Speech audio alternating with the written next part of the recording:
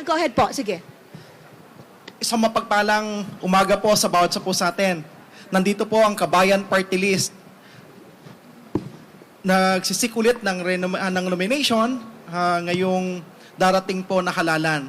Sapagkat nais po ng Kabayan Party List na ituloy ang mga naumpisan po nito ng mga advokasya, mga sinusulong ng mga polisiya at mga panukalang batas po sa Kongreso. Marami po tayong mga sinulong sapagkat ang Kabayan Party List, ang mga advokasya po nito ay nakapaloob po sa tinatawag po natin na Kabayan Plus 2, kalusugan, kabuhayan, pabahay, kabuhayan, edukasyon, and OFW concerns. We call it Kabayan Plus 2. Kung matatandaan po ninyo, ang isa po sa talagang masugid po na sinulong po ng Kabayan Party List po natin, nandiyan po ang Universal Healthcare at nung nakaraan po, yung Salt Industry Development Act na pinirmahan po ng ating Pangulo at ang pinakahuli, yung Magna Carta of Filipino Seafarers. Ang Kabayan Party List po ang talagang nagsulong po, kasama po talaga para masigurado po ng kapakanan po ng mga seafarers po natin ay patuloy po nating maisulong. At syempre, marami po tayong mga panukala at mga sinusulong ng polisiya para sa pag-aayos po at pagsisigurado po ng kapakanan at karapatan ng mga OFWs po natin. Kararating ko lang po, galing po ng Germany at Portugal para makipag-meeting po sa mga OFWs po natin. Makipagkita po sa OFW community po natin at sa susunod po na linggo, pupunta naman po tayo sa Netherlands para i-meet po yung mga seafarers po natin. Gayun din, ng mga dadaan po tayo ng Middle East. Nung nakaraan, galing po tayo doon. Ngayon ulit, babalik po tayo sa Middle East. Nandyan po ang Saudi Arabia, Oman, Kuwait, Qatar, para po makinig po sa mga concerns po ng mga OFWs po natin. Sapagkat saan man po tayong panig ng mundo makarating, isa lang po ang tawagan po ng mga Pilipino, kabayan. Kaya, tatandaan po natin, ang Kabayan Party List ay nandito para isulong po ang kapakanan po at karapatan ng bawat Pilipino sa mas maayos na kalusugan, pabahay, kabuhayan, edukasyon, at syempre, ang concerns po ng lahat ng mga OFWs po Mr. natin. Ron, time is up po. Oo. So, mag-entertain po tayo ng question from the media. May tanong po. Noy, microphone. Thank you. Sir, good morning. Sir, can you mention to us your 10 nominees? Ang mga nominado po natin, una si Jewel Gay Arsalo, first. Pangalawa po, Bishop Paul Hernandez. Pangatlo, Miss Patricia M. Gomez. Si Dr. Jewel Gay Arsalo. Number 4, Noemi D. Bustamante. Number 5, Crisaldo G. Natividad. Number 6, Benito P. Lacaden. Number 7, Fernando M. Eliseo. Number 8, Harlim M. De La Mance. Number 9, Melchor R. Villegas. And number 10, Jenice I. Nidea. Sir, can you explain to us parang bakit po sinadya nyo talaga na kayo yung maging kauna-unahan na party list group na maghain ngayong araw? Maring sabihin po natin na gano'n, pero ever since po kasi na nag-file po tayo, sumali po tayo dito sa party list system, we always endeavor to file on the first day and first na palagi na dumarating po dito sa COMELEC. Sapagkat ang Kabayan Party List ay hindi naman po bago, pang ilan na po ito na pang-5 na pagsali na po. Every time na sumasali po, we always endeavor to file on the very first day, very first morning. Next question po. Sir, ilang Sete. Ay, hello sir. Good Yes, morning ma'am. po. Sir, ilang seats po tayo ngayong Congress? Isa lang po yung nakuha po natin this Congress. Noong 2016, nakadalawa po tayo. 2019, isa lang. 2022, isa rin lang. But we hope na sa ngayon, sa dami po ng mga nagagawa po at nagawa po ng Kabayan Party List, ay we hope na mas madagdagan po ito. Okay, please. Pakipasa na lang ang microphone, please. Thank you. Teleradyo. Good morning po, sir. Sir, na-mention niyo po yung Magna Carta for Seafarers po. May mga kumukontra po dun sa isang provision po nun, yung regarding po dun sa paglalagay ng bond ng mga seafarers po na sila yung mag-shoulder ng piyansa nila. Ano po masasabi niyo po dito? Nag-a-arise po understandable yung mga komento po nila sapagkat sa bawat pagkakataon na baguhin mo po yung status quo, may mga maapektuhan. At syempre, sino maapektuhan po dito? Yung mga tinatawag po natin na ambulance chasers. Dahil ang niyo pong lingkod, ako po yung chairperson at the time ng Committee on Overseas Workers Affairs at sinigurado po talaga natin na mas maprotektahan ang mga seafarers po natin. Ang punto de vista po natin dito sa provision po nito is greater protection ng mga seafarers po natin. So yun po yung pinanggagalingan. Pero ang maapektuhan po talaga dyan, yung mga kasalukuyan po na nakikinabang po doon sa sistema. At sino po yung nakikinabang po na yan? Tinatawag po natin ng mga ambulance chasers. At the expense of whom? At the expense po ng mga seafarers po natin. Kaya makakasigurado po yung mga seafarers po natin sa batas po nito na pinirmahan po ng ating Pangulo at nagpapasalamat po tayo sa kanya. At syempre sa Speaker of the House, Speaker Martin Romualdez at ang ating counterpart that time sa Senado, Senator Raffy Tulfo, na protektado po yung mga seafarers po natin. Na kapag nagkaroon po sila ng any legal concerns, masisigurado po na may bibigay po kung ano yung tama po sa kanila. At the same time, protektado po sila na kung nagkaroon po ng reversal ng decision, hindi po nila kailangan ibalik at hugutin po sa sarili nilang bulsa yung naibayad na po. Next question po. Sir? Sir, good morning, sir. Sir, dito po.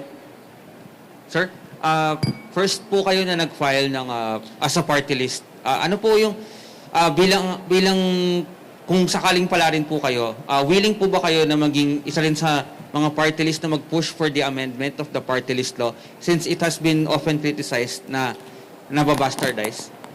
Definitely. Actually, nung mga nakaraan po, sinusuportan po natin yung mga panukala na amendahan po yung party list system po natin. But at the same time, of course, makikinig po talaga tayo dun sa mga concerns ng mga citizens po natin. Sapagkat nais naman po natin talaga na magkaroon po ng genuine representation yung party list system.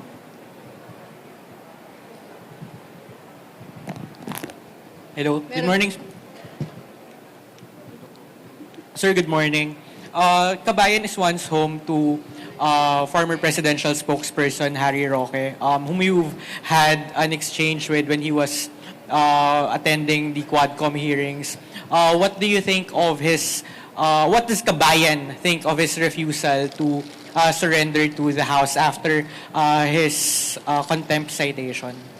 Napakaganda ng tanong po ninyo dahil totoo nga naman na kasama po namin si former spokesperson, Secretary Harry Roque sa Kabayan Party List noong 2016. At kinikilala naman po namin na talagang naging kasamaan po natin siya sa pagsusulong ng mga advokasya dito sa Kabayan Party List. This time na siya po yung under fire dahil po siya yung kasama po doon sa inimbestigahan po sa link po niya sa Pogo at ngayon ay hinahanap po siya. Of course, ang panawagan po natin sa kanya ay pakinggan po niya kung ano po yung pagtawag po sa kanya sapagkat tatandaan po natin na may kapangyarihan ng Kongreso. At hindi naman po ito conviction, quote and unquote. Ito po ang hinihingi lang naman po ng Kongreso ay pagpapaliwanag. Lalo na po doon sa mga dokumento na kanyang kinumit na ibigay po doon sa committee mismo, sa Quadcom, pero hindi po niya na ibibigay. So, of course, ang panawagan po natin, nakita po natin actually yung kanyang video, medyo stress po siya. And I suppose yung stress po na yun, nanggagaling po yan kapag meron kang hindi sinusunod. Parang nasa bahay lang po yan. Kapag may inutos po sa atin, may pinapagawa po sa atin, hindi po natin nagagawa, medyo you're in conflict with the authority. So, the only way para ma-relieve, ma-distress, quote-unquote, is sumunod po tayo doon sa hinihingi po ng komite. Do you condemn his behavior, Congressman? Pardon? Do you condemn his behavior, Congressman? Not exactly that condemnation may be a very harsh word. Pero hindi po natin kinakatigan yung ganong behavior. Sapagkat ang hinihingi po natin ay pagsunod at pagtalima sa kinakaukulan. Ang Kabayan Party List ay patuloy po na tumatayo sa pananaw po natin na dapat ang mga citizens ay sumusunod po sa otoridad. Tama, sir, no, your term limited after this election. What's your plan after 2025? Ako po yung campaign manager. Thank you, sir. Thank you. Thank you. May tanong ba po? Hi, Kong. Yes, Dito po, sir. Hindi ko po makita. Pasensya na po kayo. Oh, maliit kasi Dito kami, down, kaya di sa left. makita. Ay, nandito sa harap pala. Sir, Sorry. pasensya na po. Nakatingin sa likod. Opo, may proposal po yung isa sa mga kilala po nating election lawyer, si Attorney Mac, na ang isang appointive official, upon filing of his or her COC, dapat deemed resigned po siya. Ano po yung pananaw niyo po dito? Kinikilala po natin at nirespeto po natin ang kanyang pananaw. Pero nagsalita na po yung Korte Suprema at yung binabanggit naman po niya na deemed resign, yan po yung kalakaran po noon. Pero nagiging tawag dito dahil previously, binalik lang naman po ng Korte Suprema po ngayon yung original na guidelines na deemed resign ka, not upon filing, but upon the start of the campaign. So ngayon po, nagsalita ulit yung Korte Suprema na yun po yung regulasyon, kinakatigan po natin yun. Yung pananaw po niya, nire-respeto po Okay, natin. Mr. Ron, time is up po. Thank Thank you. you. Thank you. Sir, Maraming isa salamat pa po. pong photo op. Isang Nakatayo. po to.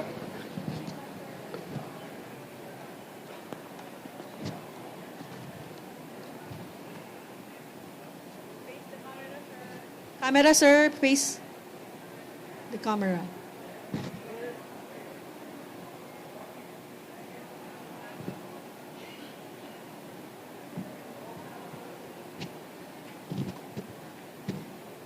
Okay, thank you po, Mr. Ron. Ito na po tayo sa baba. Sir.